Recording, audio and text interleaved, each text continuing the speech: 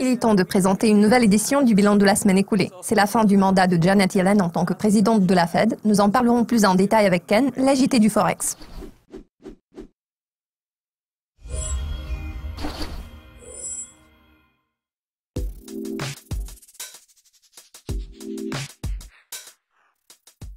La semaine dernière, Janet Yellen a tenu sa dernière réunion en tant que présidente de la Fed. Comment son départ affectera-t-il le dollar? Salut Janet Yellen. Alors, que cela signifie-t-il pour le billet vert? Jerome Powell a été choisi pour lui succéder. Il est généralement prévu qu'il adoptera une position similaire à celle de Janet Yellen.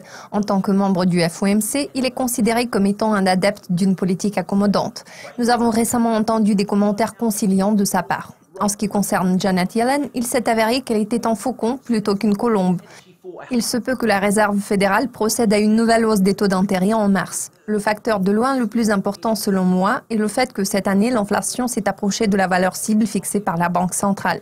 Cela joue en faveur du dollar. Cependant, le dollar est actuellement confronté à beaucoup de vents contraires. Si nous regardons l'indice du dollar mesurant la performance de la monnaie américaine contre le panier de 6 devises, nous verrons que le billet vert a été devancé par tous ses rivaux. Comme je l'ai mentionné la fois passée, d'autres économies sont actuellement plus attrayantes que les États-Unis aux yeux des investisseurs.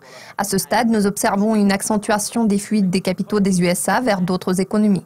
Je suis d'avis que le seul facteur qui puisse modifier le sentiment actuel vis-à-vis du dollar serait la décision de la Fed de poursuivre son cycle de resserrement monétaire.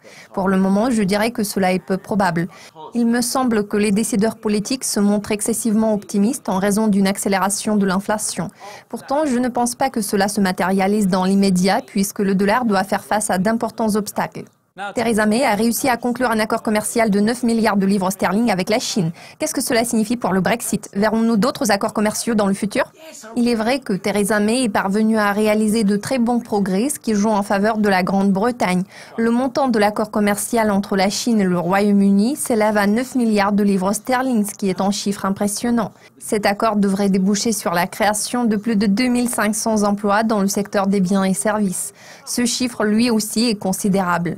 Il semblerait que de nouveaux accords commerciaux se profilent à l'horizon. Des partenariats fructueux pourraient être noués avec le Canada et les États-Unis. Un conseiller de Donald Trump a récemment laissé entendre qu'un accord avec le Royaume-Uni n'était qu'une question de temps. Bien sûr, ce n'est jamais facile, mais quelques accords commerciaux prometteurs sont actuellement en cours d'élaboration. Vu que la Grande-Bretagne a décidé de se retirer de l'UE, le gouvernement doit essayer de soulager les gens en leur faisant savoir que leur pays reste toujours une puissance économique mondiale. Je pense que les développements actuels sont assez prometteurs. La livre s'est récemment envolée.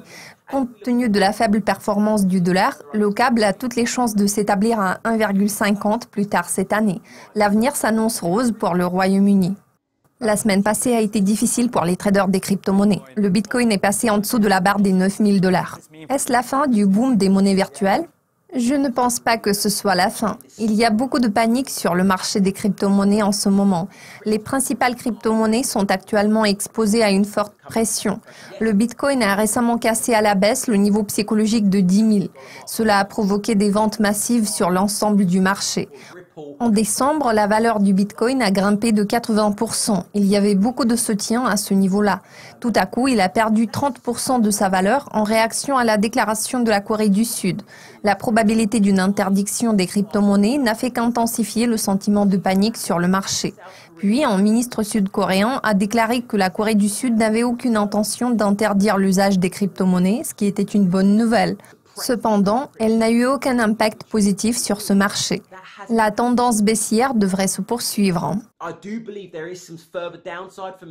Quant au Bitcoin, pour le moment, je ne suis pas sûr qu'il puisse bénéficier d'un important soutien avant qu'il n'atteigne la barre des 5-6 000 $, vu qu'il avait fortement progressé à partir de ce niveau depuis fin septembre 2017.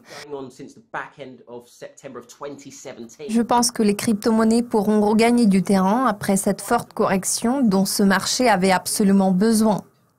Ken, tous mes remerciements pour vos commentaires. C'est toujours un plaisir de discuter avec vous. Cela conclut ce bilan de la semaine écoulée avec Ken, l'AJT du Forex. Notre équipe vous souhaite une excellente semaine de trading.